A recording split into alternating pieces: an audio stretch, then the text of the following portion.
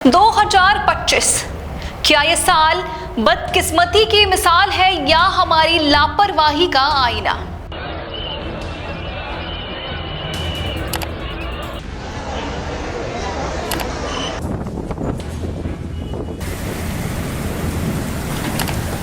नमस्कार, मैं हूं शालिनी सिंह और आप देख रहे हैं BS24 न्यूज। एक साल जो इंसानी भूलों, सिस्टम की नाकामी और प्रकृति के कहर की खौफनाक गवाही है।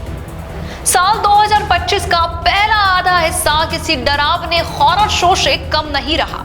हर महीने एक नई त्रासदी, हर हफ्ते एक नई आफत, कभी भगदड़, कभी आतंकी हमला तो कभी प्रकृति का तांडव। और ये सब महज इत्तेफाक नहीं हो सकते।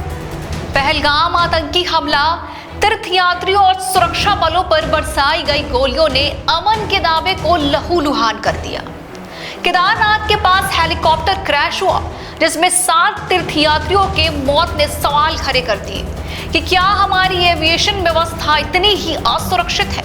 कुंभ में भगदड़ जिसने सैकड़ों से ज्यादा जिंदगियां छीन ली, तो क्या हमारे धार्मिक आयोजन भी अब जानलेवा हो चले हैं। दिल्ली रेलवे स्टेशन भगदड़, दिल्ली रेलवे स्टेशन पर तकनीकी खराबी से मची अफरा तफरी ने कई लोगों की जान ले ली। कई बच्चे अपने परिजनों से बिछड़ गए। अब सवाल उठता है कि क्या हमारा रेलवे सिस्टम किसी एक खराबी से पूरी तरह पंगु हो सकता है। अहमदाबाद प्लेन क्रैश, अहमदाबाद की एक फ्लाइट टेक ऑफ के दौरान क्रैश हो गई जिसमें पायलट समेत सभी यात्रियों की मौत मौके पर ही हो गई। जून की शुरुआत में पुणे में बना एक नया पुल भर-भरा कर गिर पड़ा, उद्घाटन के चंद महीनों बाद ही।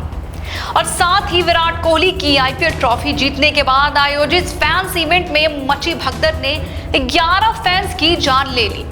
एक क्रिकेटर को देखने की दीवानगी कब मौत का कारण बन गई किसी को पता नहीं चला। इन हादसों की लिस्ट यही खत्म नहीं होती।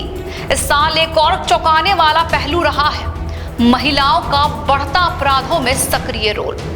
इंदौर की सोनम रघुवंशी केस ने पूरे देश को झकझोर कर रख दिया है। एक महिला जिसने अपने प्रेम, लालच और झूठ के जाल में फंसाकर 3 लोगों के साथ मिलकर अपने पति की जान ली। क्या अब अपराध का चेहरा बदल रहा है? वहीं दूसरी ओर तेलंगाना के हैदराबाद में जंगलों को बुलडोजर से रौंदा गया। हाथी, मोर जैसे जीव घायल हुए। तो क्या ये सब प्राकृतिक तांडव की वजह नहीं बनेंगे? शायद प्रकृति अब हमें वही लौटा रही है जो हमने उनसे छीना है।